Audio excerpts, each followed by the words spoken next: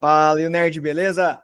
Vamos aqui iniciar a maior revisão de todos os tempos aqui do dia 2 do GPS do Enem. Eu me chamo Afonso, se você nunca me viu na vida, tá chegando aqui de paraquedas, saiba que você chegou no lugar certo aqui. A gente vai fazer uma super mega revisão e eu faço o Enem desde 2017, comecei a fazer vídeos aqui no YouTube em 2016, especificamente para matemática, e desde 2017 eu faço a prova de matemática, 17, 18, 19, daí a partir de 2020 comecei a fazer a prova inteira, já fui aprovado diversas vezes para medicina, já gabaritei 2 vezes a prova de matemática, já sempre tirei 40 ou mais acertos de matemática, sempre tirei 900 mais de matemática, já ajudei muitos alunos a ir muito bem na prova de matemática e também ser aprovados para medicina, para direito, para engenharia, mas aqui eu não quero ficar te enrolando demais, a gente vai ser direto ao ponto aqui, só tenho 2 avisos bem rápidos. O primeiro é que para você participar e ter todos os materiais aqui da nossa revisão ultra estratégica, que a gente chamou aqui, né, revisão estratégica, você tem que entrar no primeiro link aqui da descrição, que é um grupo do WhatsApp que você vai poder ter acesso a conteúdos exclusivos. Dependendo do caso ali, se tiver muita gente querendo, a gente pode abrir um Zoom ou um Meet aqui, no caso, né, para a gente conversar, trocar uma ideia, tirar as últimas dúvidas ali, pensar em estratégia de prova, em administração do tempo e tudo mais. E a segunda informação também tem a ver com o grupo e também tem a ver com o nosso super cenário aqui, ó, que vai ter Black Friday. Vai ter Black Friday depois do Enem. Na semana seguinte, eu já vou passar todas as informações e quem tiver lá no grupo vai ter acesso a condições exclusivas e, honestamente, aqui vai sair quase de graça o GPS do Enem para vocês. Vocês vão entender todos os detalhes, vai ter desconto, vai ter surpresa, né? Vai ter bônus, muitos bônus. Então, vale a pena você entrar no grupo pelos 2 motivos. Primeiro, para acompanhar a revisão. Se você passar, excelente, maravilhoso. Se você não passar ou tiver meio em dúvida ali, pô, será que eu vou passar, será que eu não vou? Depois, conheça a oferta da Black Friday do GPS do Enem, que vai ser a maior oferta de todos os tempos que a gente já fez aqui. E, honestamente, aqui para você vai sair quase de graça. Pode ter certeza disso, beleza? Sem mais enrolations aqui, indo direto ao ponto, o que a gente vai fazer hoje aqui na nossa revisão? Essa aqui é a minha prova escaneada, essa ali, né? Essa aqui é a minha prova real do Enem 2024. Aqui já tem o dia 1, que foi ontem, né, de 2025, mas hoje a gente vai falar sobre matemática. E como é que vai ser a nossa revisão aqui? Eu vou passar questão por questão. Eu pretendo passar as 45 questões aqui, então vai ser um vídeo longo mesmo, só para quem quer ser aprovado, né? Não é para quem quer só uma diquinha aqui, um macetezinho aqui, não essa a ideia aqui. É um vídeo longo mesmo, mas que eu vou passar nas 45 questões, te mostrando como que eu acertei 43 e errei 2 bestinhas até. Uma extremamente besta, ridícula, dá até raiva de ter errado aquela lá, mas acontece, né? Sou ser humano, como todos vocês aí. E a segunda era meio bestinha, assim. Eu tinha entendido a lógica ali, mas eu acabei caindo numa pegadinha. Beleza? E além de, não é só resolver a questão. Eu vou te mostrar todos os macetes que eu usei, como que eu fiz para ganhar mais tempo, como que eu fiz para acelerar, se eu tive que chutar, se eu não tive, se eu fiz 2 vezes, igual essa aqui, ó. Faço uma prova real. Por quê? Eu não quero só acertar, eu quero não errar. É diferente, né? Então, questão que é muito fácil, eu tenho que me precaver muito para não errar, beleza?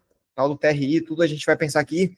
Além disso, se tiver alguma coisa que eu precise detalhar um pouco mais, eu vou abrir mais uma página aqui e vou te explicar, falar, ó, isso aqui é muito importante, olha aqui, função do primeiro grau, por exemplo, nessa questão, ou mediana, moda, sei lá o que, se eu tiver que explicar, eu vou parar ali e vou explicar, beleza? Então, se prepara aí, prepara um cafezinho, pipoca e sei lá o que a gente vai começar agora, questão por questão. Entra no grupo, não perca essa oportunidade de, primeiro, revisão gratuita aqui para você, com todos os materiais, com tudo que eu puder te oferecer nessa semana. E segundo, para acompanhar a Black Friday, beleza? Aqui é o cenário, que bonito, viu? Vamos lá. Eu estou fazendo a prova amarela aqui, mas você pode ir acompanhando na sua prova, se você fez ano passado, ou só assiste aqui também, vai entendendo todo o raciocínio. Fechou? Vamos lá. O custo total em real para a produção de 80 mochilas será o quê? Aqui, o que já vem na minha cabeça, né? será que são aquela ideia de aumento relativo ou aumento absoluto? O que é aumento absoluto? Eu tinha 5, aumentei 5, então ficou 10. Daí se eu aumentar mais 5, vou ficar com 15. Mais 5, vou ficar com 20. Por aí vai. E aumento relativo é tipo, eu vou aumentar 10%, 50%, vamos pegar, né? Então tinha 5, aumentei 50%, tinha 10, para simplificar. Tinha 10, aumentei 50%, então aumentou 5. Aumentou mais 50%, então não vai ser mais 5, vai ser 50% de 15 agora, que vai ser 7,5. Depois 50% de 22,5 e por aí vai. Então, a primeira coisa que me vem à cabeça é isso. Mas não era isso, era a função de primeiro grau aqui, ó. Uma empresa produz mochilas escolares sob encomenda, essa empresa tem um custo total de produção composto por um custo fixo, que não depende do número de mochilas, mais um custo variável, que é proporcional ao número de mochilas produzidas. O custo total cresce de forma linear e a tabela apresenta esse custo para 3 quantidades. Então, o que ele quer me dizer aqui? Que a gente tem uma função de primeiro grau aqui. Função de primeiro grau. Como é que eu sei? Porque tem a parte de custo fixo mais o custo variável. O que ele falou aqui também, rapidão, ó. Não podemos demorar demais aqui, né? Por que é um gráfico linear? Porque se eu produzir 0 mochilas, eu já tenho um custo fixo. Daí, se eu for produzindo 10 mochilas, vai ter outro custo aqui. 20 mochilas, tanto, 30 mochilas, 40, por aí vai. Só que aqui vai ser uma reta, vai ser linear. Só que eu tenho o custo fixo, entende? Então, por isso que a gente, se fosse precisar aqui, ia usar a formulinha aqui, y igual a x mais b. Formulinha não, né? Eu chamo de receita de bolo aqui para função do primeiro grau. Mas não precisou de nada disso. Então, o que a gente pensa aqui? De 30 para 50, quanto que aumentou aqui? R$600. Daqui que eu fiz? Fiz aqui uma regrinha de 3, né? 20 mochilas, que é a diferença aqui de 30 para 50, me custou R$600 de diferença. Então, cada mochila aqui vai ter um custo variável, porque depende da quantidade de mochilas, né? Nesse caso aqui, ó, não depende. Esse custo fixo, não importa se eu produzir 0 mochilas ou 50 mochilas, o custo fixo vai ser o mesmo. Então, essa diferença que é o custo variável. Se minha voz permitir, nós vamos chegar nas 45 questões. Mas vamos lá. Então, R$600. Uma mochila vai dar R$30. Só divide ali, né? Depois, eu pensei assim, então 30 mochilas, qual que é o custo variável? R$900. Porque 30 mochilas vezes R$30 para cada mochila dá R$900. Poderia fazer assim também, né? Se uma mochila é R$30, 30 mochilas igual a X. Então vai dar justamente 30 vezes 30, R$900, a parte variável. Então o custo fixo vai ser 1.050 menos 900, dá 150. Beleza, então 150 é meu custo fixo ali, para cada mochila, né? Não, para o custo fixo independente de quantas mochilas. Daí, como ele queria 80, eu peguei 150, o tal do AX mais B aqui, né? Só que o B é a nossa parte fixa, que vai ser o 150. O A é 30, né? R$30 para cada mochila. E o X é a nossa quantidade de mochilas. Então, 150 mais 80 vezes 30, ou seja, a parte fixa mais a parte variável para 80 mochilas, que é o que ele quer, dá 2.250. O que eu fiz a mais aqui? Uma prova real, né? Aqui já era 1.050, né? Não, 1.650 para produzir 50 mochilas. Mais 30 mochilas, só a parte variável, 30 vezes 30, 900. Então, 900 mais 1.650 dá 2.200, 2.550, beleza? Não vou poder ficar explicando aqui detalhe por detalhe para a gente não ficar 10 horas aqui de vídeo, né? Mas eu vou tentar ser o mais estratégico aqui para você. Mais eficiente com pouco tempo. Tranquilo? 137, a da mediana aqui, né? Nessa cidade, a mediana desses dados em porcentagem da umidade relativa no ar no período considerado foi o quê? porcentagem aqui ele já deu pra gente, né? A umidade relativa do ar é um dos indicadores, parará, tarará, e deu as médias mensais. Beleza. Como é que a gente faz mediana? Mediana é uma questão de posição. Então, como eram 1, 2, 3, 4, 5, 6, eu pego os dois do meio aqui, porque ficou 2 para cá e 2 para cá. Quando é par, você tem que pegar os dois do meio e dividir. E dividir não, fazer uma média, né? Aqui eu já nem preciso fazer a média, eu ganho tempo aqui emprestando do coleguinha aqui, eu tipo, empresto menos 2 para cá e mais 2 para cá. Que daí vai ficar 62 aqui, 62 aqui, a média dos dois iguais é sempre o mesmo número, beleza? Como é que a gente faz de uma forma mais rápida? É que eu fiz também uma prova real. Isso aqui não precisava fazer, né? Prova. Por quê? Porque aqui eu já faço assim direto. Só que aqui, como eram pouquíssimos dados, eu falei, cara, vou fazer uma prova aqui rapidão, não gastar nada de tempo, né? Mas como é que eu faço? Esse aqui é o primeiro, eu coloco em ordem crescente, né? Primeiro, segundo, terceiro, quarto, quinto, sexto. Como eram 6, eu vou pegar os dois do meio, o terceiro e o quarto, e vou fazer a média entre eles. Beleza? Aí, se for muitos números, eu sempre penso em poucos números, daí depois eu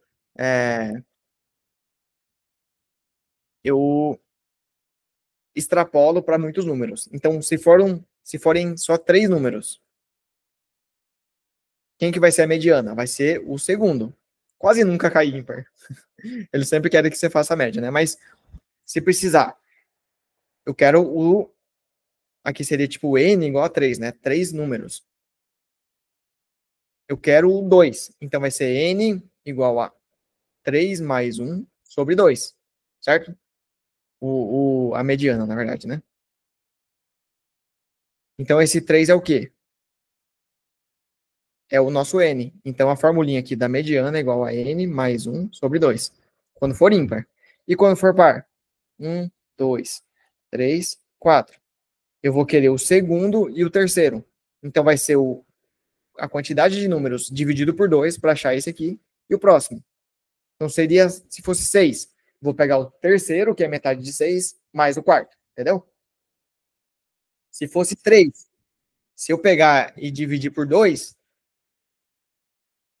dá 1,5. Então não existe o número 1,5, né? A posição 1,5.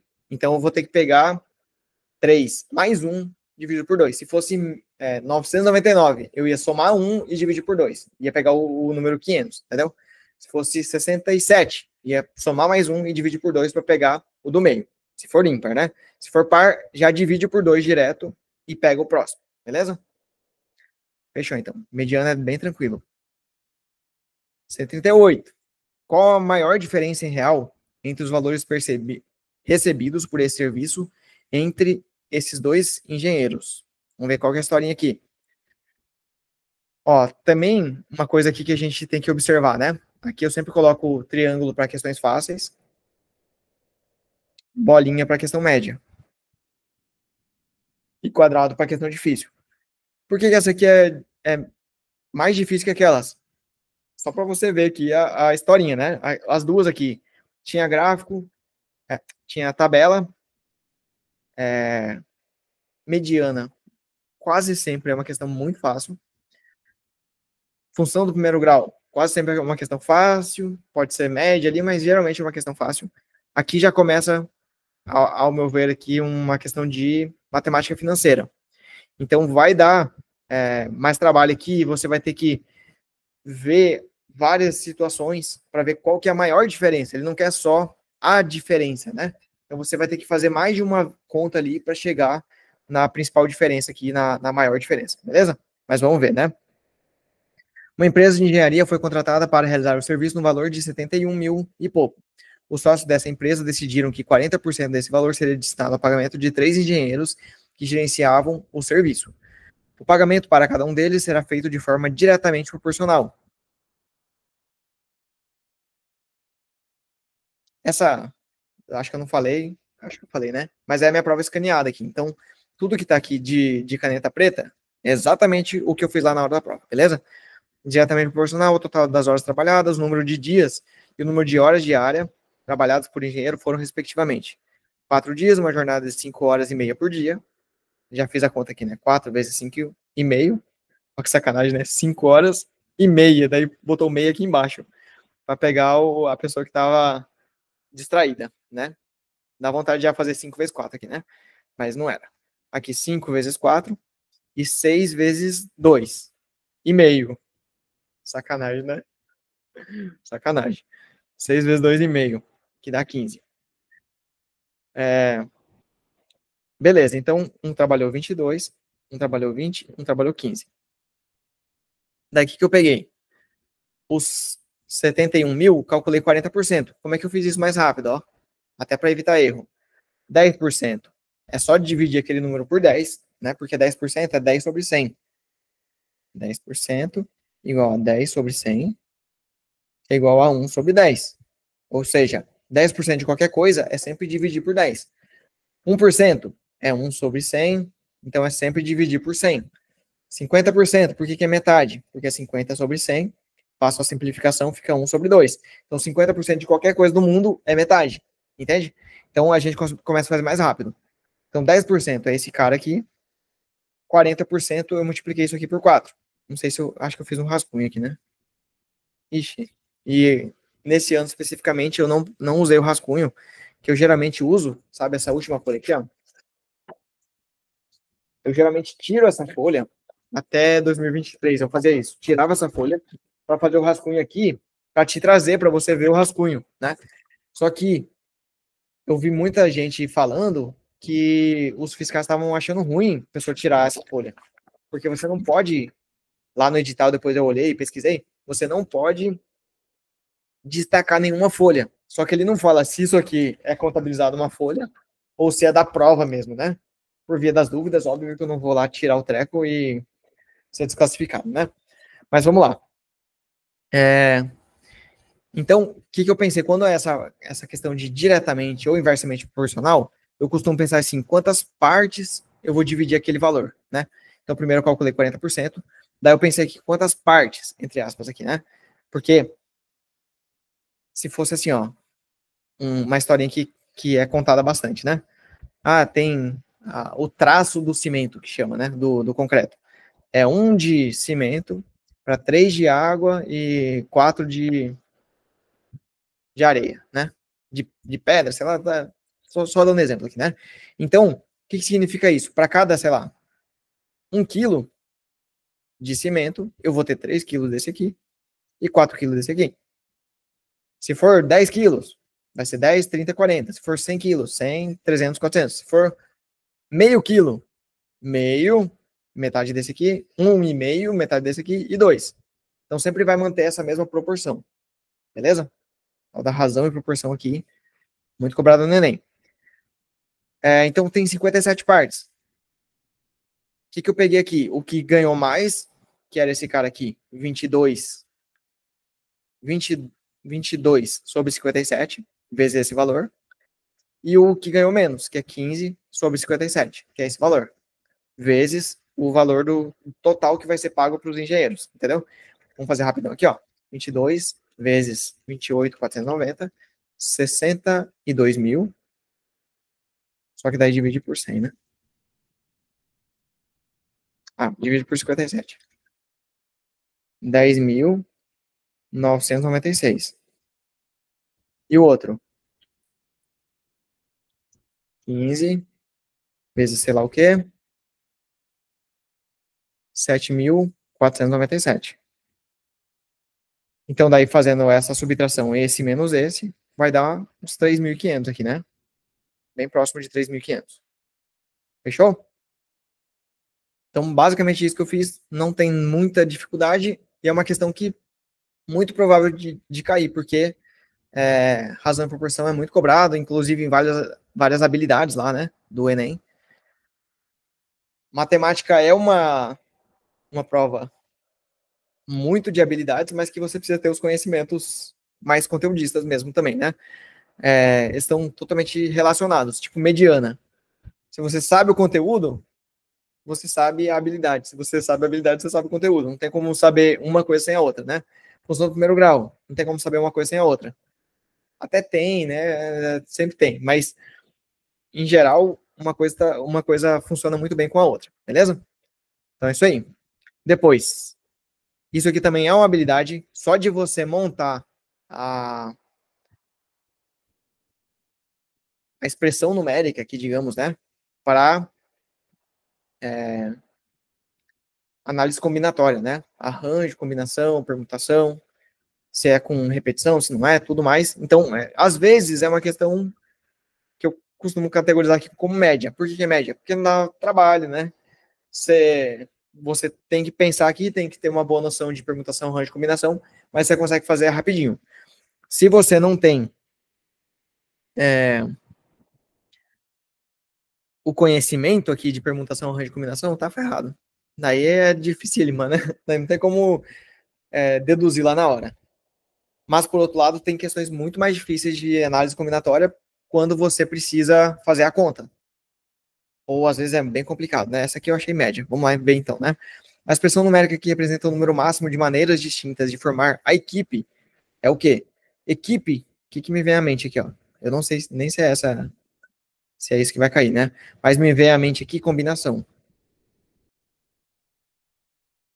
Por quê? Porque a ordem não importa na combinação.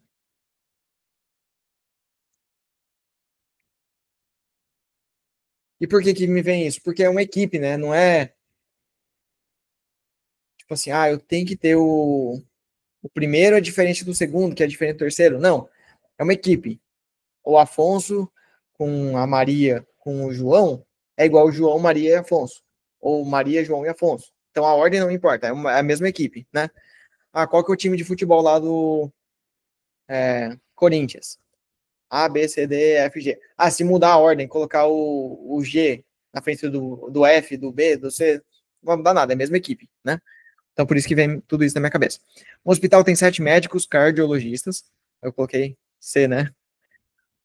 N, para me simplificar, né? M. Não, não é isso.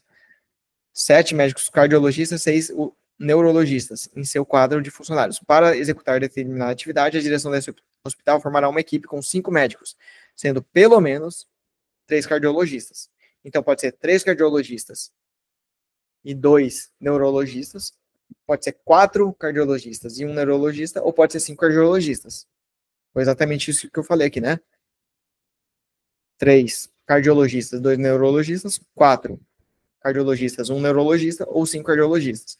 Por que eu usei combinação aqui? Porque a ordem não importa. Então aqui seria a combinação de 3, 7 a 7, por que 7? Porque são 7 cardiologistas e 6 neurologistas. Daí, aqui no final aqui é mais ou vezes, né? Vou te explicar. Aqui, 7 mais 4, 7 a 7, 1, 6 a 6, que é lá dos 6 neurologistas, né? Ou 5 cardiologistas diretamente. Posso escolher 5 dentre 7, entendeu? Sendo que a ordem não importa. Daí depois é só montar aqui, né? Mas aqui são.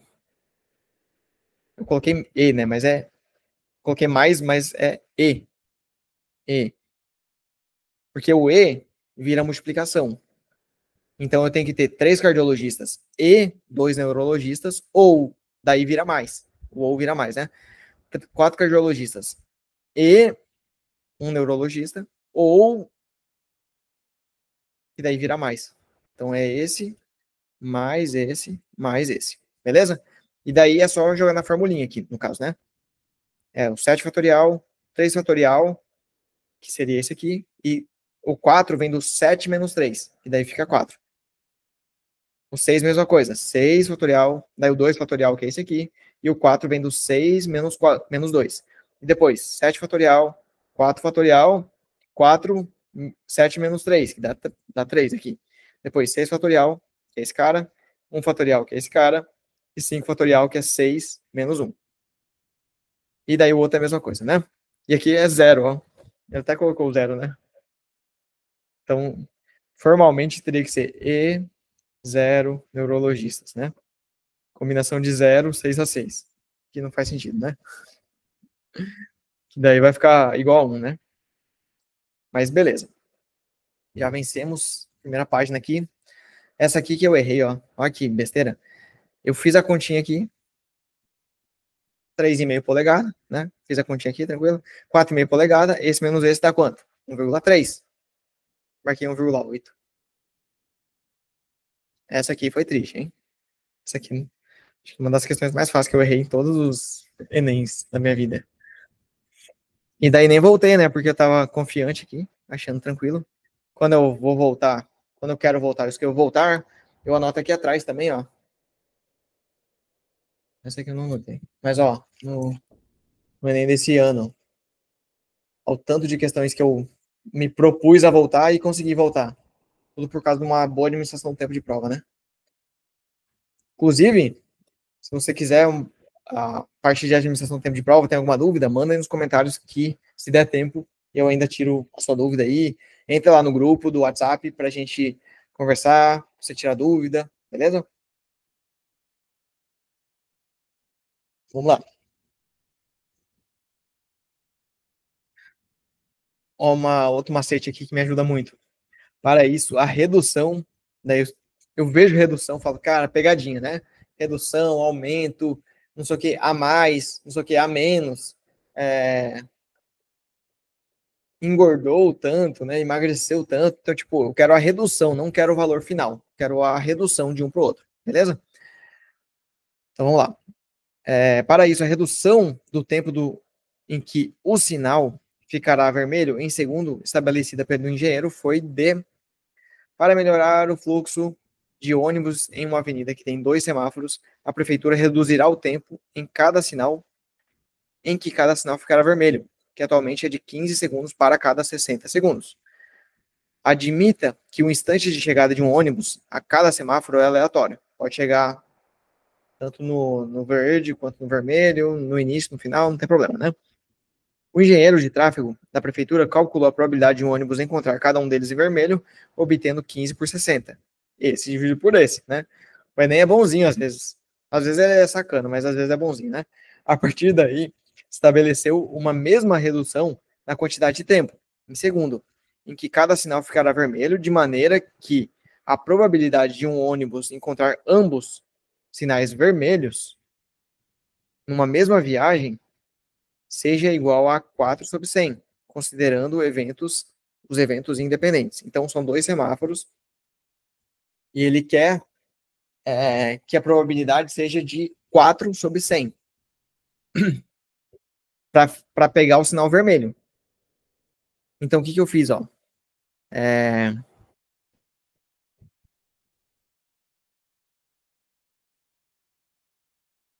A probabilidade é a mesma coisa lá do de cima, né? Você vê que os conhecimentos vão se acumulando aqui, né? Mas probabilidade de 1 ser vermelho e probabilidade de 2 ser vermelho, daí eu multiplico.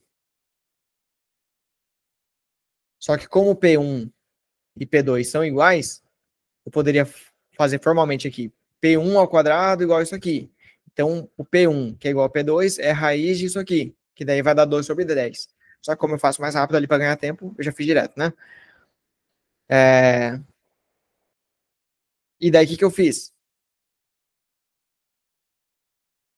Para comparar com 15 sobre 60, já vou usar uma tática aqui que eu vou usar bastante em várias questões, que é a tática da fração equivalente. Que é o seguinte, eu peguei isso aqui e multipliquei por 6 em cima e embaixo. Porque daí eu sei que 12 e aqui embaixo 60, porque daí eu consigo comparar, ó, 60 é 60, daí aqui era 15 e aqui ficou 12. Então diminuiu 3, entendeu? Então ele não quer o 12 final aqui. Quer ver que tem, ó? Ah, não tem, ó. Foi bonzinho, vamos lá. Foi bonzinho. Mas ele não quer o 12 final.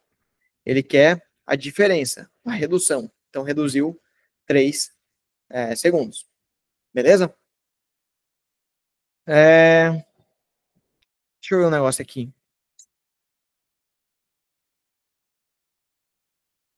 Ele não fala nada do sinal verde. Por isso que eu mantive o 60 também. Ele só fala assim, ó, estabeleceu uma mesma redução na quantidade do tempo em segundo em que cada sinal ficará vermelho. Só isso. Então mantém tudo o resto igual. No caso, o sinal verde. Beleza? Vamos lá, mais um. Essa aqui eu considerei fácil também. Vamos lá, 141. A expressão que relaciona dq e dr é o quê? Isso aqui também é uma habilidade, que vai falar lá de diretamente ou inversamente proporcional. Essa aqui é a probabilidade, é, a habilidade de probabilidade, né? Resumindo, o que eu quero dizer? Vai cair isso aqui no seu Enem esse ano, vai cair isso aqui no seu Enem esse ano, vai cair isso aqui no seu Enem esse ano, e ano que vem, ano que vem, ano que vem, vai cair isso aqui. Não tem como não cair. Não é que o Enem gosta, né? Ou não é uma pessoa lá que, eu vou fazer o Enem, deixa eu fazer uma questão aqui de diretamente ou inversamente proporcional. Por quê? Porque eu gosto. Não, porque tem habilidades, né? Por isso que é tão importante você saber como o Enem funciona, o que que cai, o que que não cai, para você não ficar estudando um milhão de coisas aleatórias, né? A redação do Enem 2025 foi ter aquele negócio do repertório de bolso, como é que você trabalha isso, tudo é muito importante, beleza? Então, ó. Deixa eu tomar uma água aqui, ó. Presta atenção. Uhum. Entendeu, né? Beleza. Presta atenção, cara. Entra aí no grupo. Vamos lá. A densidade demográfica. Não, a expressão que relaciona, né? A densidade demográfica de uma região é definida como sendo a razão entre o número de habitantes dessa região e sua área, expressa na unidade de habitantes por quilômetro quadrado. Beleza. Ele já me falou aqui, geralmente é isso, né? A densidade populacional é o número de habitantes por quilômetro quadrado, mas o Enem é bonzinho, às vezes. Uma região R é subdividida em várias outras, sendo uma delas a região Q. A área Q é igual a 3 vezes, não, é igual a 3 quartos da área R. Aqui eu fiz direto. É, eu fiz assim, ó, dQ, a densidade Q é igual a HQ sobre a área Q. DR é HQ, HR sobre AR. Daí eu já fiz direto. O AQ, ele falou que é 3 quartos de AR. Entendeu? É essa frase aqui, ó. A área Q é igual a 3 quartos da área R. Beleza.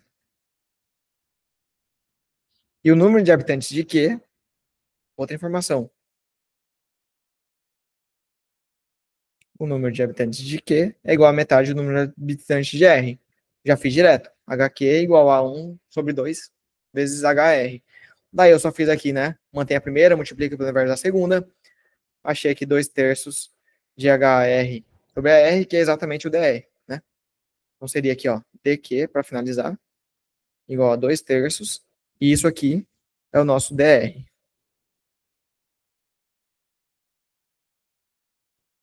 Beleza? Então foi 2 terços do tempo foi de DR, de discussão de relacionamento, né? Bora lá. Tem que fazer piadinha para eu aguentar aqui também, hein? Vamos lá, vamos lá. A diferença de tamanho em valor absoluto, ou seja, não que é relativo. O que é absoluto, o que é relativo? Já falei. Absoluto é quando aumenta ou diminui uma certa quantidade. Aumentou 10. Não, não aumentou 10. Aumentou 10%, 20%. Aumentou um terço, 2 terços. Então, é diferente, né? Tipo assim, eu tinha 10 e aumentou 2. Tinha R$ 10. Vamos deixar mais concreto. R$ 10. E aumentei R$ 2, eu tenho quanto? R$ 12.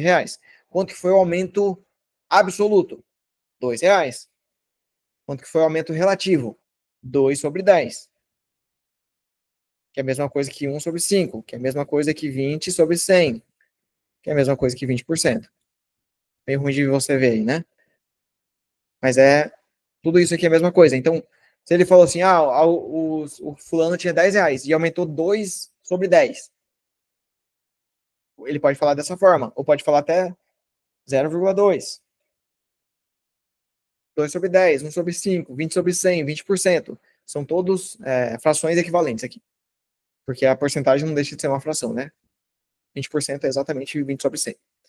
Beleza? Então ele não quer relativo, ele quer absoluto. Isso aqui também é bem incomum cair no Enem. É bem incomum esse tipo de notação aqui, né? Até esqueci o nome aqui. Mas é tipo assim, fração mista, acho que chama. Mas é 3 partes inteiras mais meio. 4 partes inteiras mais 5/6. Não vou ler tudo aqui, né? Ou seja, 3 meios é a mesma coisa que 3 mais meio.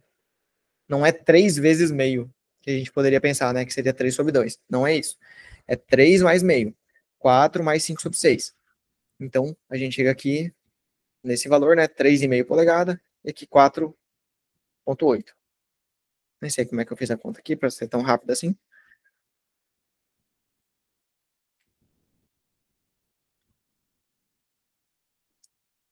Talvez fiz no rascunho.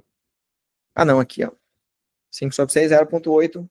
Aproximadamente, não era... Ele não queria detalhes, assim, com várias casas depois da vírgula. Então, 4,8 menos 3,5, óbvio que é 1,8, né? Não é. 1,3. Vamos embora. Acontece, gente. Ó, eu vou fazer uma piadinha aqui. É piadinha, tá? O meu tio que fala toda hora. Ele fala assim, cara, fica tranquilo, até eu erro. Será que se acha, né? Eu não sou assim, gente. Eu erro pra caramba. Já tirei 800 na redação, já tirei 600 na redação 2 vezes antes de começar o Enem em 2020, né? Matemática, não posso ficar falando, né? Eu era ruim e agora eu sou bom. Não, eu sempre tive facilidade, meus pais sempre me incentivaram, então eu sempre gostei de matemática, fiz engenharia civil, então não vou mentir também. Mas eu não sou perfeito, tenho milhões de defeitos aqui, tranquilo? Mas é só uma piadinha. E é boa essa piadinha aí. Qual é o mês que esse cliente deverá escolher para realizar a compra do apartamento? Mais uma aqui de matemática financeira, aparentemente, né? Uma imobiliária, preguiça, iniciou uma campanha de divulgação para promover a venda de apartamentos que podem ser pagos em 100 parcelas mensais. O valor da primeira delas é fixado no momento da compra com o pagamento dessa primeira parcela. A partir da segunda parcela, o valor é determinado pela aplicação de um acréscimo percentual fixo ao valor da parcela anterior. Como atrativo, a imobiliária para o pagamento de todas as parcelas correspondentes ao mês do aniversário do comprador. Um cliente faz aniversário no mês de maio e decidiu comprar esses apartamentos por meio do financiamento oferecido pela imobiliária e pretende escolher o mês mais adequado para realizar essa compra, de modo que o valor total dos pagamentos seja o menor possível. Qual é o mês que esse cliente deverá escolher para realizar a compra? Qual que era a jogadinha aqui? Era você saber, primeiro, quais desses meses aqui você ia conseguir pagar mais vezes, porque 100 são 8 anos e 4 meses. 100 meses são 8 anos e 4 meses. Então, se ele começasse aqui depois de maio, né? Depois de maio, ele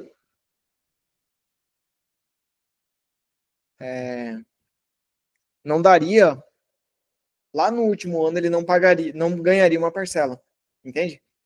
Por exemplo, se fossem, deixa eu pegar 14 meses aqui para simplificar, 14 meses.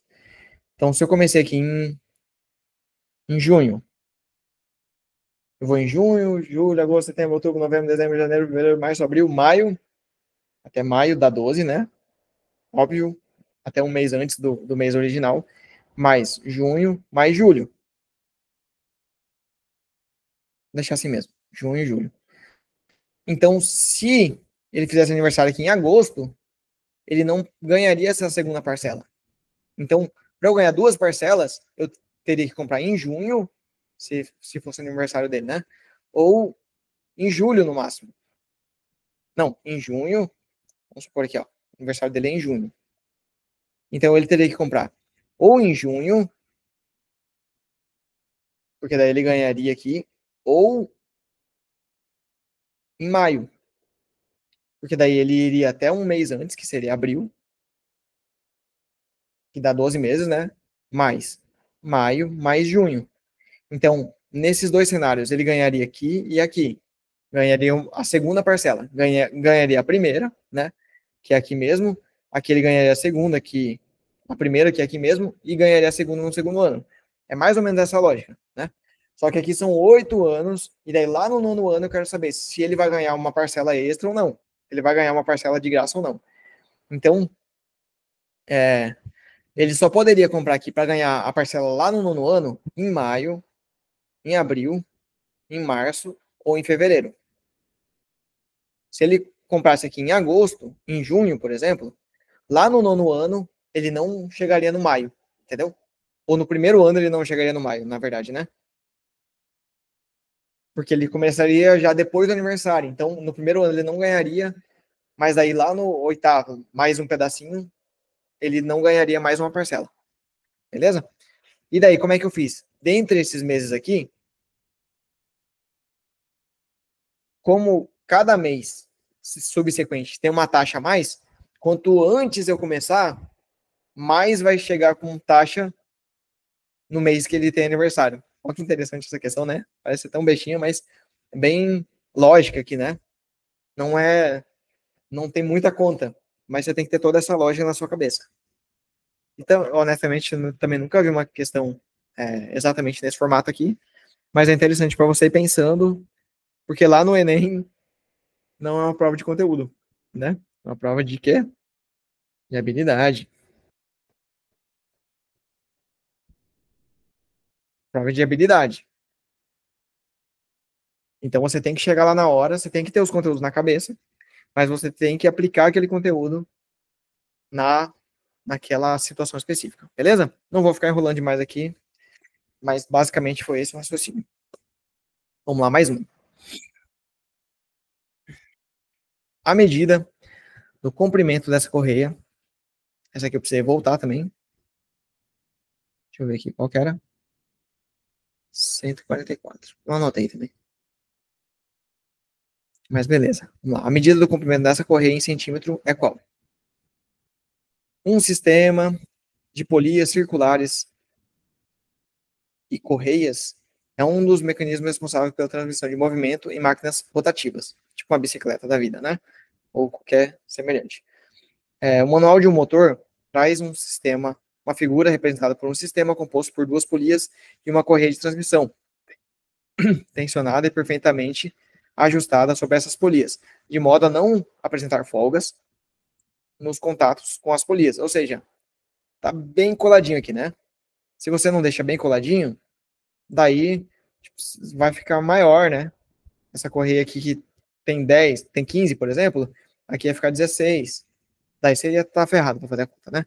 Considere que as partes dessa correia não ficam em contato com as polias. As partes que não ficam em contato com a polia são representadas pelo segmento de reta tangente à polia. Ou seja, aqui é 15 e aqui é tangente. O que significa ser tangente? Aqui a gente tem um ângulo de 90 graus. Isso que significa ser tangente. Né? Tangente de um círculo, no caso aqui, né? Para a substituição dessa correia é necessária a especificação do seu comprimento. Então, o que eu fiz aqui? Eu não sei a fórmula direto aqui para calcular como é que chama? Não é setor, né? Esqueci o nome. De um termo técnico aqui, ó. Um pedaço da, da circunferência. Não sei o termo técnico. Mas o que eu faço? Eu faço 2πr, que é a circunferência inteira, daí eu faço uma regra de 3. Se 360 graus, ou seja, uma volta inteira, é o comprimento inteiro, 150 é x. Daí eu fiz aqui de uma forma genérica, depois eu só apliquei em cada um lá, né? Então eu peguei 2πr, ele mandou usar π igual a 3, facilitou a nossa vida, 24, 48, o dobro, né? Se aqui o raio igual a 4, aqui o raio igual a 4, né? E aqui o raio igual a 8. Então se aqui é a circunferência inteira é um valor, aqui a circunferência inteira vai ser o dobro, porque são medidas lineares. E aqui se a área fosse 10, a área aqui seria quanto? Hã? Se eu dobrei aqui, a área seria 40, 4 vezes. Área 1, 4 vezes área 1. Porque a área é o quadrado, né? πr é o quadrado. Qualquer coisa, qualquer elemento de área que eu dobrar as medidas lineares, vai quadriplicar, porque aquela medida ao quadrado. Tipo, um quadrado, L ao quadrado, a área, né? Um retângulo, é base vezes altura, não é quadrado, mas são duas dimensões. Quando eu dobro a base e dobro a altura, então vai ficar 4 vezes, beleza? Mas só um detalhe aqui, né? Que eu prometi que eu ia falar, tudo que era importante, né? Então, fiz esse cálculo, Só que aqui não é só o dobro, porque aqui é 150 graus e aqui é 210. Daí eu só joguei 150 vezes 24, dividido por 360. 150 é os graus lá, né? 360 é uma volta completa. Fiz aqui umas simplificações. Você vê que eu não evito fazer continha na mão ali, né? São poucas contas que eu fiz até agora. Assim, conta mesmo, né? É, só uma que eu tive que fazer lá no rascunho e outra pequenininha que eu puxei ali, né? É, então, isso aqui deu 10, isso aqui deu 28, mais 30, que é 15 mais 15. Então, deu 68, né? O que eu tava pensando que poderia ser uma pegadinha? Esse mais esse, 38, sem o 30 aqui, poderia ser uma pegadinha, né? Seria uma pegadinha marota aqui. Muita gente ia cair. Mas daí, quando o cara faz pegadinha também, a gente tem uma técnica de chute. Como a gente é mais esperto que o corretor, né? A gente tenta ser, pelo menos. Se tivesse 38 e 68 lá nas alternativas, essa aqui você concorda comigo que é uma técnica de chute dessa aqui? Porque essa aqui é para quem é para a pessoa marcar que esqueceu de somar os 30. Entende? Então, quando eu tenho 38 e 68, nesse caso aqui, eu vou falar, pô, 68 pode ser, hein? Se eu tô meio com pressa lá, desesperado, não consigo fazer, ou não entendi nada da questão, ou tô meio em dúvida, e eu acho que pode ser o 68, é uma técnica de chute, tranquilo? Não é técnica de resolução, não vai falar que eu tô te ensinando a resolver assim, é uma técnica de chute, tranquilo? Lá, 145. Já estamos em 10, né? Falta só 35, cara, rapidão. Vamos lá. A distância em quilômetro entre o hospital e cada um dos postos de saúde é um valor entre. Eu adoro quando ele fala entre, porque daí eu vou aproximar aqui no máximo que der. Tipo aqui, né? Não quero fazer a conta certinho. Só para ver aqui, ó. 17 sobre 3. Por que, que eu sei que está entre 5 e 6? Porque 15 sobre 3 é 5 e 18 sobre 3 é 6. Legal, né? Então, beleza. Quando eu cheguei aqui, eu não preciso fazer mais a conta. Mas daí, acho que basicamente aqui era saber que aqui era o 10 km e ele queria essa distância, né? Como é que eu fiz aqui? Eu não sei diretamente esse valor.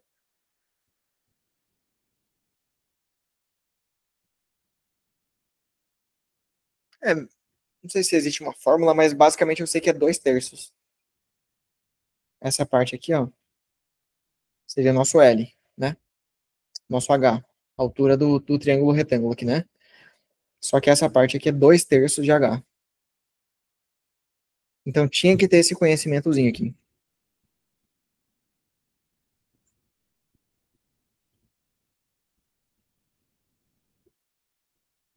Então eu fiz pelo seno. Não, eu fiz pelo seno, porque às vezes eu fico meio com medo de decorar a fórmula errada, sabe? Ah, se era raiz de 2 aqui, eu coloco raiz de 3, eu me ferrei. Se era raiz de 2, se era sobre 2 ou sobre 3, e eu erro, eu me ferrei. Então eu sempre faço uma prova. Aqui mais uma prova. Prova da fórmula aqui. Do L raiz de 3 sobre 2, que é a fórmula para a gente achar a altura de um triângulo equilátero, né? Não sei se eu falei triângulo retângulo antes, mas eu queria dizer triângulo equilátero. É, então, seno de 60 graus é raiz de 3 sobre 2. Só que o seno é cateto oposto sobre hipotenusa. Que no caso aqui seria cateto oposto. Pensando só nesse triângulo intermediário aqui, ó. Daqui até aqui. Daqui até aqui. Daqui até aqui. Pensando nesse triângulo verde, eu tenho que aqui é o H, né? Aqui é o 10, que é a nossa hipotenusa, e eu sei que aqui é 60 graus. Por quê? Porque é um triângulo equilátero, beleza? Então foi isso que eu fiz aqui. Questão média aqui, né?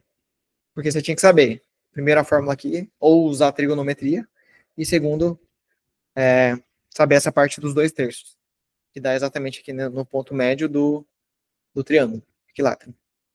Fechou? Aqui também é uma habilidade, tem habilidade, né? Toda questão do Enem vem de uma habilidade específica. toda questão do Enem a 180, 180, a 180 vem de uma habilidade específica. Então, a, embora muitas vezes você não precise saber qual que é a habilidade, não precise nem ter habilidade, às vezes, quando é mais conteudista, cada questão do Enem, cada uma das 180 questões, sempre vem de uma habilidade, beleza? Então, essa aqui é uma habilidade que vai falar alguma coisa para você e você tem que ver qual que é o gráfico que corresponde ao que ele falou em português, né? Então, vamos lá. O tipo de gráfico que descreve o comportamento oscilatório de um amortecedor aprovado nesse experimento é o quê? O projetista de uma fábrica de amortecedores realizaram uma série de experimentos que produziram oscilações semelhantes ao comportamento gráfico de uma senoide. O que é senoide? Deixa eu ver se tinha. Não tinha. Mas a senoide começa no zero. Ou ele pode estar deslocado, né? Ele começa aqui no eixo central horizontal dele. Se ele começar mais para cá, por exemplo, ele vai começar aqui também. Ou seja, o que eu quero dizer? Aqui tem o eixo horizontal dessa função, né? Então ele não começa nem no topo, nem na base aqui, né? Nem no topo, nem no vale. A cossenoide começa no topo ou na base, né?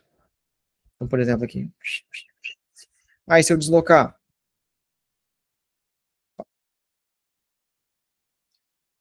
lá para baixo, ele pode começar também ou embaixo ou em cima. Vamos botar embaixo.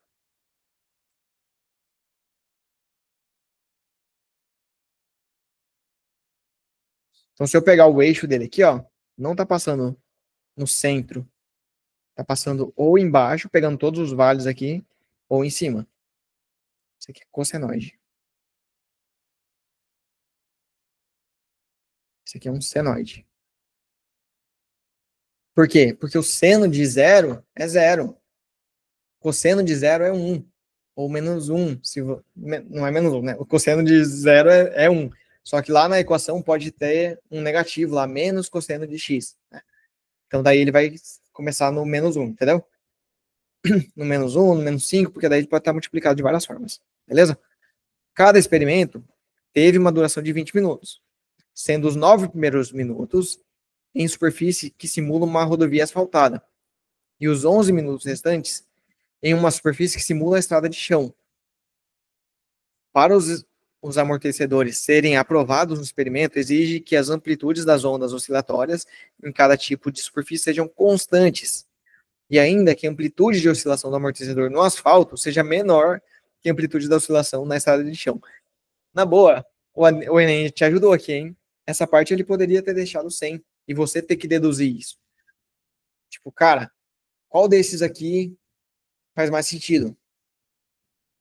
Porque a amplitude na estrada, na rodovia, é bem menor. Ele não fica batendo lá, né? O barulhinho. Na estrada de chão ele fica. Então, o amortecedor vai subir e descer muito mais. Pelo menos se espera isso, né? Só que o Enem é bonzinho e te ajudou, né?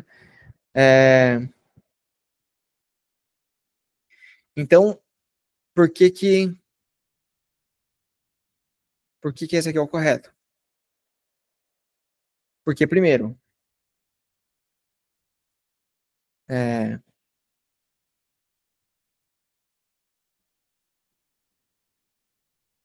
aqui a amplitude tem que ser constante. Amplitude, essa parte aqui, né? Vertical. É a amplitude da onda, que vai da crista até o vale. E daqui tem que ser constante. Então, essa aqui tá certinho, ó. Até 9 minutos era amplitude aqui menor na rodovia e aqui bem maior. E aqui, eu já escrevi, ó, não alterou a amplitude. Ele alterou a frequência. O que é frequência? É a quantidade de vezes que vai acontecer aquele fenômeno. No caso oscilatório aqui, tipo, se eu vibrei Assim, devagar. Eu tô com uma frequência. Se eu vibrar bem rápido, é outra frequência. Mas a minha amplitude está igual. Eu vou daqui até aqui, ó. E a amplitude não. Eu tô subindo mais, descendo mais. Subindo mais, descendo mais. Positivo? Então aqui não alterou. E aqui não era constante, ó. Ele diminuiu aqui, né? Tinha que ser constante. Aqui não alterou a amplitude. E aqui não é constante também, né? Tá diminuindo e também não alterou a amplitude. E também tinha que ser maior aqui, né? Ele falou lá pra gente. Então só poderia ser a letra A. Beleza? Então, entendeu? Ó, nunca mais vai cair esse tipo de questão. Essa questão específica aqui de amplitude, de amortecedor e tal. Mas como que você vai acertar a próxima questão, que ele vai falar sobre gráficos? Você tem que pensar nisso. Como que eu pensei? Aqui não alterou amplitude, aqui não alterou amplitude. Aqui não era constante, aqui não era constante. Então, eu vou vendo tudo que ele exigiu textualmente lá no português e vou te falando e vou testando e comprovando em cada um dos gráficos. Fechou? Essa aqui foi, acho que foi a última questão que eu consegui fazer. Fiz no rascunho, com certeza, essa aqui. Mas eu pensei no seguinte, eu pensei por lógica primeiro, olha a estratégia de prova também, né? Eu fiz por lógica, marquei a alternativa certa e deixei para voltar no final, se desse tempo. Então, qual que é a lógica aqui? Vou abrir mais uma página aqui, rapidão. Adicionar página. Qual que é a lógica? Deixa eu ler aqui para você, depois eu te explico. O jardineiro escolherá qual forma? Hexágono, quadrado ou triângulo. E além do hexágono, ele queria saber o seguinte: vai ser esse valor ou esse? Se for quadrado, vai ser esse valor. Quadrado só tinha um, né? E se for equilátero, seria esse ou esse, triângulo equilátero. Vamos lá. Um jardineiro dispõe de K metros lineares de cerca baixa para fazer um jardim ornamental. O jardim delimitado por essa cerca deve ter a forma de um triângulo equilátero, um quadrado ou um hexágono. A escolha será pela forma que resulte na maior área. Então ele já tem uma quantidade definida de cerca. É cerca. É, uma cerca de K metros. Vamos supor. Vamos simplificar aqui. Deixa eu ver um que é múltiplo de 3, 4 e 5. 12, né? 12 metros de cerca. O que eu pensei lá primeiro? 12 metros de cerca. É melhor, se eu tiver um número definido de cerca, é melhor eu fazer um triângulo, um quadrado ou um hexágono? Pensa aí. Pensa aí. Pensa aí. Pensa aí. Pausa, pensa. É melhor fazer um hexágono. Sabe por quê? Cara, eu não tinha certeza absoluta, mas eu fiquei refletindo e pensei no seguinte, ó. Se eu tenho um triângulo, vai ser 4, 4, 4, né? Se eu tenho um quadrado, deixa eu botar um pouquinho mais para baixo. Se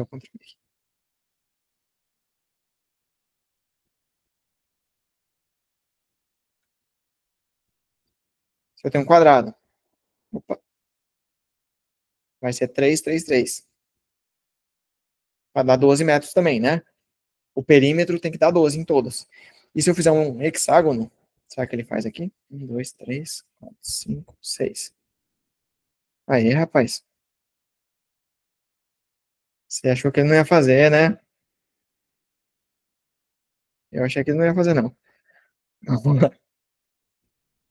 Então aqui seria 2, 2, 2, 2, 2, 2. Beleza. Cara, o que eu pensei? Eu vou ter que calcular todos aqui para ver qual que é o maior, né? Aquela velha historinha do Enem de calcular para saber qual que é o maior. Mas eu pensei, cara, por lógica, qual que vai ser o maior?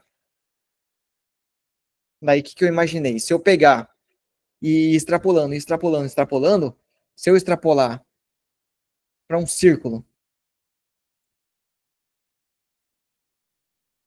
porque eu poderia pegar aqui 8 lados, fazer um octógono, 10 lados, 20 lados, 50 lados, 30 lados, 50, 100, 200, 500, 1000, 100 mil, 200 mil. poderia fazer um círculo.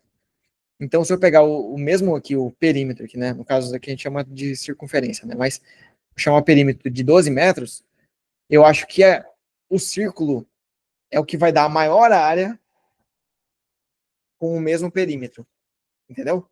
E o triângulo aqui no caso, não tem como ser menos que um triângulo, né? O triângulo vai ser o que vai dar a menor área. E esse aqui vai ser a maior.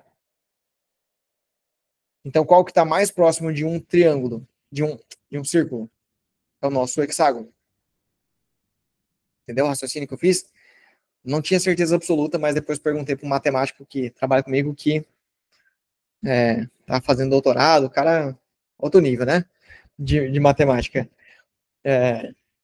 E daí ele falou, não, essa regra vale, sim. Daí ele me explicou lá e tal, não vem ao caso aqui, mas beleza, olha o raciocínio. Daí o que eu fiz? Beleza, é um hexágono. O que eu vou ter que responder aqui?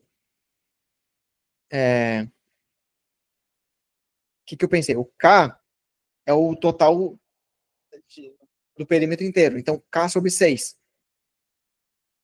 Por quê? Igual eu fiz aqui, né? Eu peguei o 12 e dividi por 6 lados. Então, ficou 2 cada um.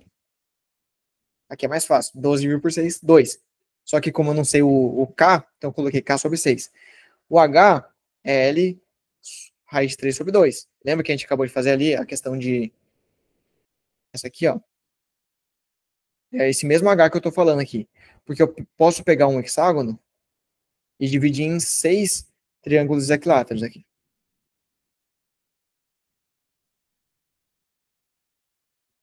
Bonitinho, né? 6 triângulos equiláteros. Aqui vai ficar 2 também, 2 também, 2 também, 2 também, 2 também, 2 também.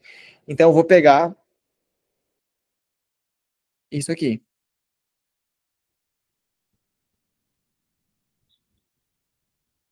O H vai ser L raiz de 3 sobre 2. Então vai dar K raiz de 3 sobre 12. O H, né?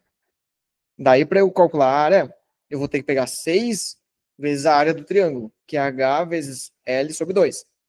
Base vezes altura sobre 2, é a área do triângulo. Então, 6 vezes o H, que é todo esse cara aqui, vezes o L, que é todo esse cara aqui, vezes 1 sobre 2, que é a mesma coisa que dividir todo 1 por 2, né? Dividir por 2 é a mesma coisa que multiplicar por meio. Resumindo, fiz isso. Daí eu simplifiquei esse com esse, ficou K ao quadrado, raiz de 3, dividido por 24. Beleza, marquei, tchau, esquece. Vai pro final, vai fazer as outras e tal. Daí no final eu consegui voltar ainda e fiz as contas. Fiz qual que seria o valor para um quadrado e qual que seria o valor para um triângulo equilátero. E eu cheguei e falei, cara, esse aqui realmente é maior. Entendeu? Então, duas coisas.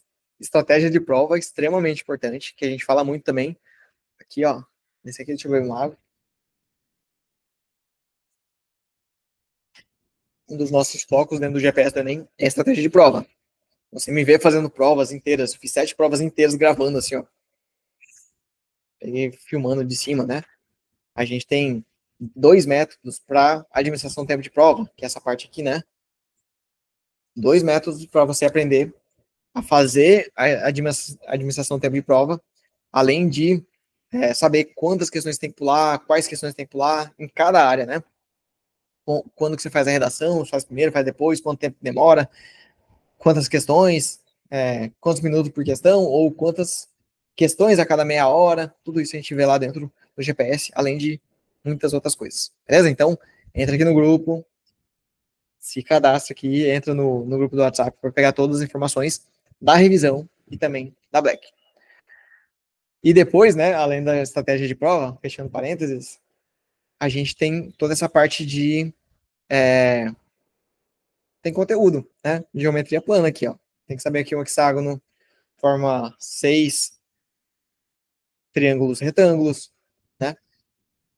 Não precisava saber, eu acho que eu nunca tinha usado essa informação antes, em nenhuma questão do Enem, mas eu fui pensando lá na hora da prova, falei, cara, não é possível que esse cara quer que eu calcule tudo isso. Não é possível, não é possível. Daí eu fiquei pensando, falei, cara, eu vou ir nesse raciocínio aqui. Se der, depois eu volto. Deu tempo, eu voltei. Por toda a estratégia de prova aqui, né? se você faz rápido. Se você tem estratégia de prova, você consegue voltar e fazer as questões que você precisa fazer realmente. Beleza? Vamos lá. Em determinado horário, o ônibus. Não. Qual câmera registra o momento que os ônibus A e B se encontram?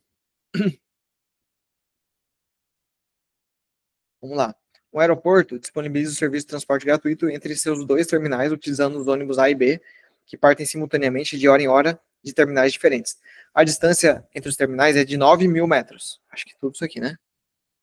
E o percurso total dos ônibus, de um terminal ao outro, é monitorado por um sistema de 5 câmeras que cobrem diferentes partes do trecho conforme o esquema. Câmera 1, 2, 3, 4, 5. Beleza. O alcance de cada uma das 5 câmeras é 1/5 do percurso, que é a mesma coisa que 2 sobre 10, né? 1, 2, 3, 4, 5, 6, 7, 8, 9, 10. Exatamente. Então você poderia ou pegar a fração ou ir lá no gráficozinho ali, né? Desculpa aí, com a cacofonia. É, câmera 2, 3 décimos, 1 décimo, 1 décimo, 1 décimo, 1 décimo. Em determinado horário, o ônibus A parte do terminal 1. Beleza. E realiza o percurso total com velocidade constante de 250 metros por minuto. Enquanto o ônibus B parte do terminal 2 e realiza o percurso total com velocidade constante de 150 metros por minuto. Beleza, então eles saem ao mesmo tempo. Em qual câmera que eles vão se encontrar? Velocidade igual ΔE sobre ΔT. Tem que saber física aqui também, né? Mas a própria unidade aqui te ajuda, né? Depois a gente vai ver alguma questão aqui, não só aqui na parte matemática, mas a gente vai ter revisão de física, de química, de biologia, né? Você já sabe, entra aí no grupo. Mas lá em física e química a gente vai ver bastante essa ideia de unidades. Metro por minuto, o cara já me deu a fórmula, que é o ΔS sobre ΔT. O espaço pelo tempo. Beleza? Então tá. Mas aqui, acredito que você saiba aí, né? ΔS sobre ΔT. Então, o tempo que vai ser a parte igual.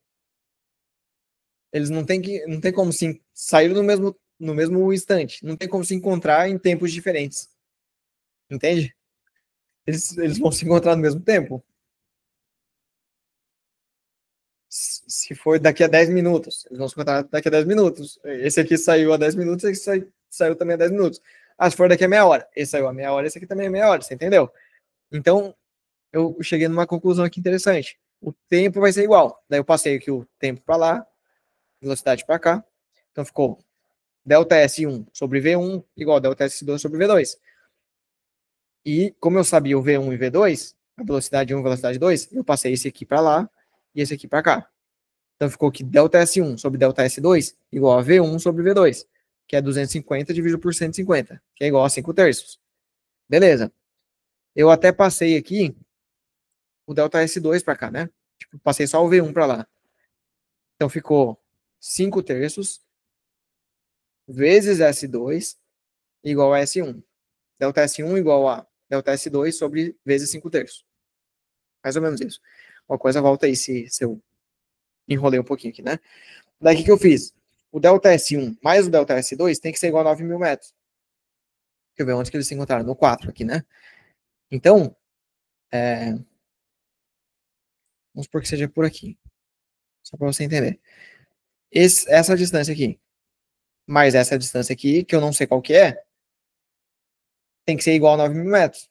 Então, ΔS1 mais ΔS2 tem que ser igual a 9.000 metros. Por isso que eu fiz essa relação. No final das contas, isso aqui era uma questão de sistema de equação, né? Sistema de equações.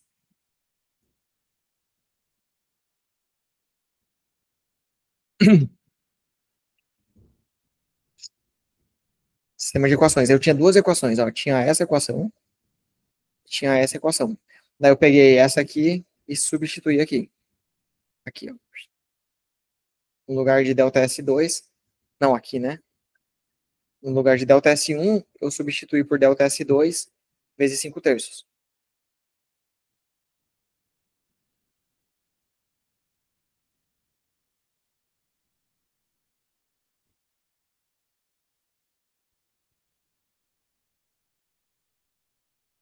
Acho que é isso. Daí depois eu fiz uma prova aqui também, vou te mostrar. Daí eu fiz isso aqui, esse 3 sobre 3 é da onde? É porque 3 sobre 3 é igual a 1, né? Então eu já fiz assim para fazer o MMC aqui. Já somar o 5 mais 8. Deu 5 mais 3 deu 8. 8 sobre 3. O 3 passo multiplicando, depois o 8 passo dividindo. Deu aproximadamente aqui 3.400. Coloquei. Ou seja, a partir do delta S1, deu 5.600. 5.600 aqui, 3.400 aqui, deu 9.000. Beleza? Daí eu fiz aqui, daqui até aqui.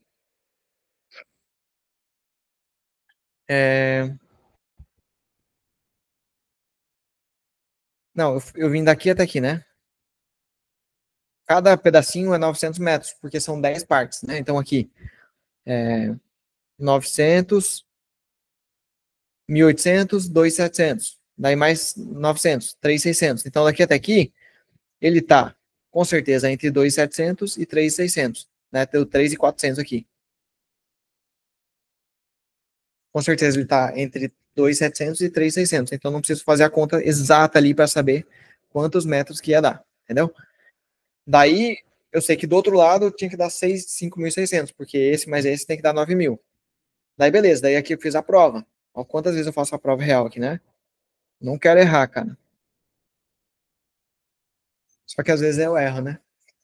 Todo mundo erra. Então aqui eu só fiz a prova real. O ΔT, o tempo, é igual ao ΔS sobre a velocidade. Deu 23 minutos. Daí o tempo 2 tem que dar igual também. Deu perto aqui também, né? 22,4. É bem próximo de 23 aqui, como eu arredondei. Vai dar erro mesmo. Tranquilo? Então, uma questão aqui média, cheia de dificuldades aqui. Talvez poderia deixar menos abstrato aqui, pensar no 900, 900, 900, 900. Seria uma possibilidade de fazer tipo um teste alternativo aqui, né? Tipo, quantos minutos ele gasta para fazer. Não pensei nisso, tá? Mas poderia pensar. Quantos minutos o ônibus A gasta para fazer cada pedacinho? Vamos fazer aqui? É,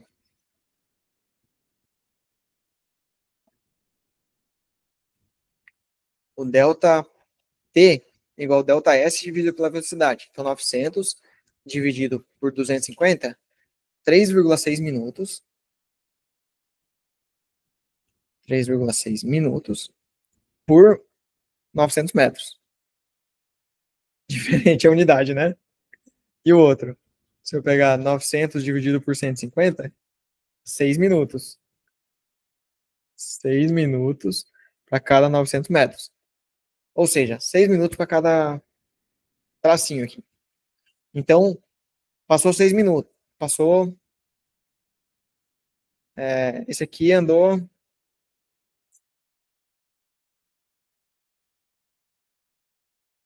Deixa eu pensar, né?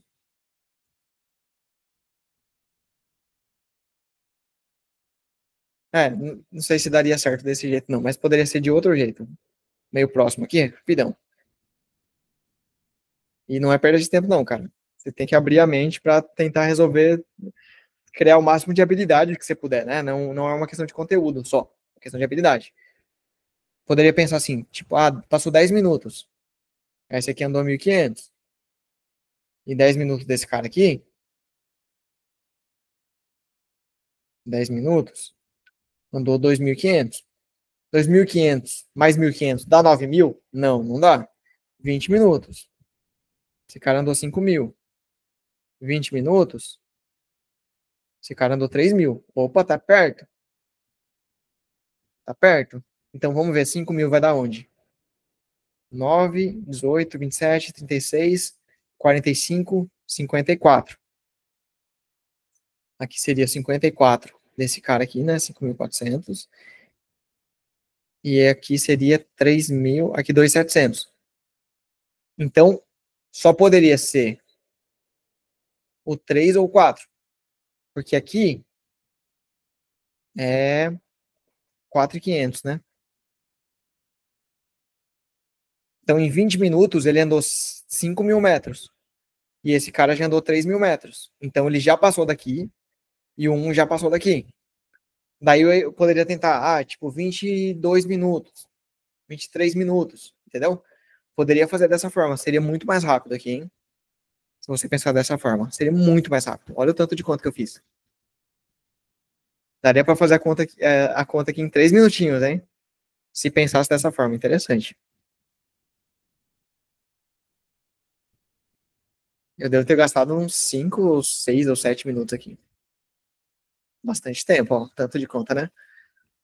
Mesmo fazendo rápido, com todo o raciocínio aqui, demanda tempo. Beleza?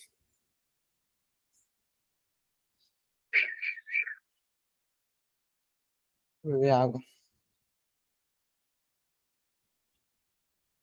2 copos de água. Vamos lá. Já foi mais de 1 hora de vídeo, hein? E foram 15 questões, aproximadamente. A probabilidade de descobrir do padrão da cifra de César apenas na terceira tentativa é dada por quê? Aqui o apenas é muito importante. Não é pelo menos, né? Não é pelo menos.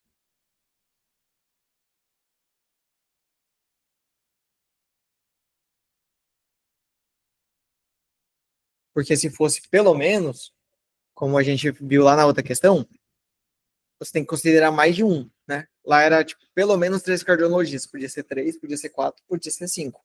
Aqui não, é apenas na terceira. Se fosse lá, apenas, especificamente 3, exatamente 3 cardiologistas. Então é exatamente. Você não pode pensar nem a menos nem a mais. É exatamente. Beleza? Se fosse no máximo, daí você poderia pegar 3, 2, 1 ou 0. Vamos lá. Preguiça, preguiça. Texto grande. A criptografia refere-se à construção de análise de protocolos que impedem terceiros de mensagem, parará, parará. Nesse código, estou lendo aqui rápido, mas lá na hora, lógico, eu leio, né? Nesse código, cada letra do alfabeto é substituída pela letra 3 posições à frente, ou seja, o A substituído pelo D, 1, 2, 3 na frente, né? O B pelo E, o C pelo F e assim sucessivamente. Qualquer código que tenha um padrão de substituição de letras, como descrito, é considerado cifra de César, ou código de César. Note que, para decifrar uma cifra de César, basta descobrir por qual letra o A foi substituído, pois isso define todas as demais substituições a serem feitas. Em uma mensagem,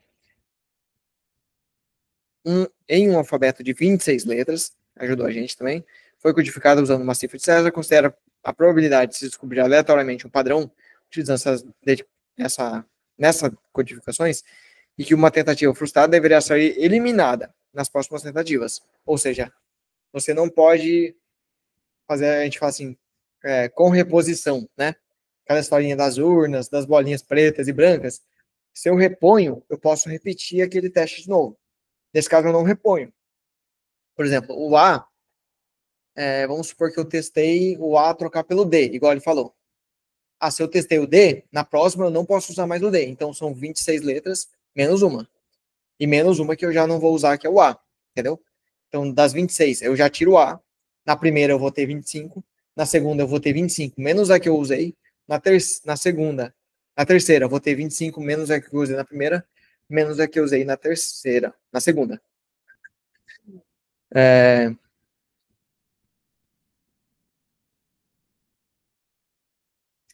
Beleza. Só que aqui tem mais um detalhe. De novo, ó como é importante saber os conteúdos, né? A gente tem o conectivo, ó, conectivo E. E aqui o detalhe é o seguinte: na primeira eu tenho que errar, na segunda eu tenho que errar, na terceira eu tenho que acertar. Então, como é que eu erro? Tem só uma certa, né? Então, das 25, tem 24 erradas. Ó, não é 26, eu escrevo para eu mesmo me comunicar comigo mesmo ali na prova, né? Não é 26 porque a própria letra não entra. Tipo, o A que eu falei, né? E aqui não tinha nenhum com 26 também. Não tinha essa pegadinha. Então, tem uma certa e 24 erradas. Então, eu vou chutar uma, eu tenho que errar. Vou chutar outra, eu tenho que errar. Vou chutar outra, eu tenho que acertar. E que vai diminuindo por aquele motivo que eu te falei. É 25 primeiro, porque eu tiro só a letra que eu comecei, que é o A. Depois eu tiro a que eu errei. Depois eu tiro as duas que eu errei inicialmente. E aqui eu pensei, né? Só para ter certeza. E beleza. Ó, como eu falei para você que vai cair isso aqui. Vai cair isso aqui, é uma habilidade, cara. Vai cair, ó. Caiu lá e vai cair aqui e vai cair várias vezes. Análise combinatória, probabilidade que você não precisa fazer a conta. Só precisa montar a equação. Beleza? É até uma parte aqui da conhecimento algébrico.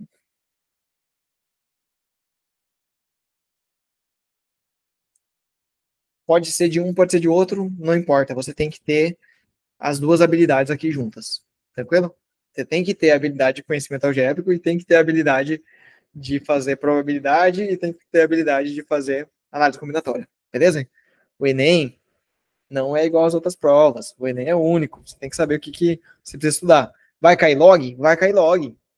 Pode olhar a prova de domingo que vem, ou na prova passada, ou na PPL, ou na prova de 2009, 2010, 2011, 12, vai cair log, porque é uma habilidade.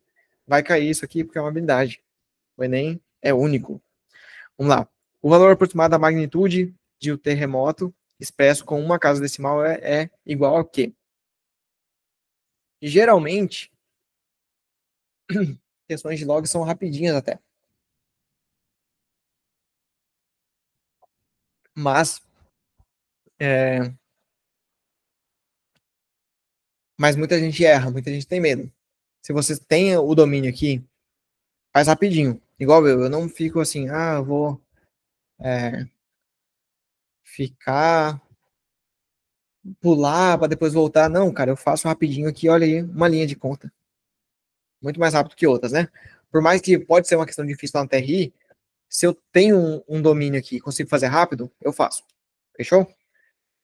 Em uma região com grande tendência de terremotos, observou-os, parará, parará, parará. Parará. Beleza.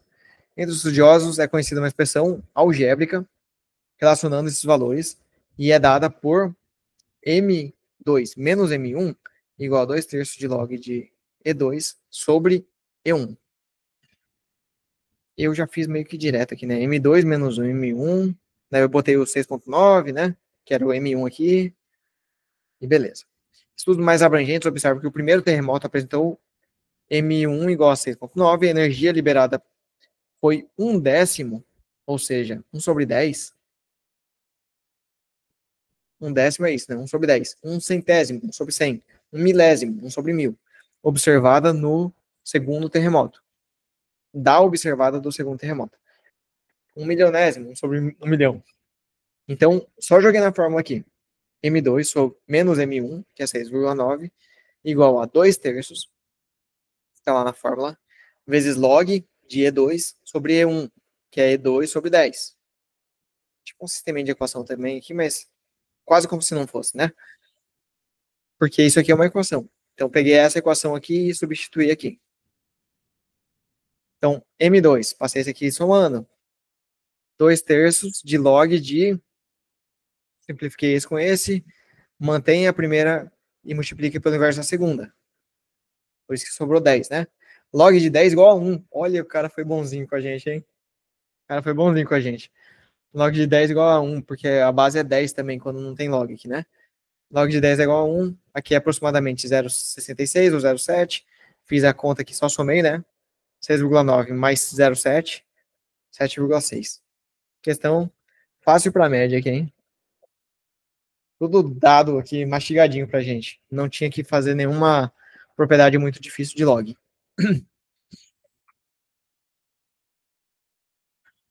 Pensando no seu pause aqui, faço outro vídeo. Acho que eu vou fazer isso, hein?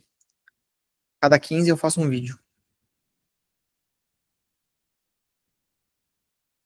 Show de bola? Vou deixar na descrição aqui o segundo vídeo para você já assistir. Fechou? Mas aí eu já continuo aqui na página, na parte 151. Na questão 151. Valeu, até daqui a pouco.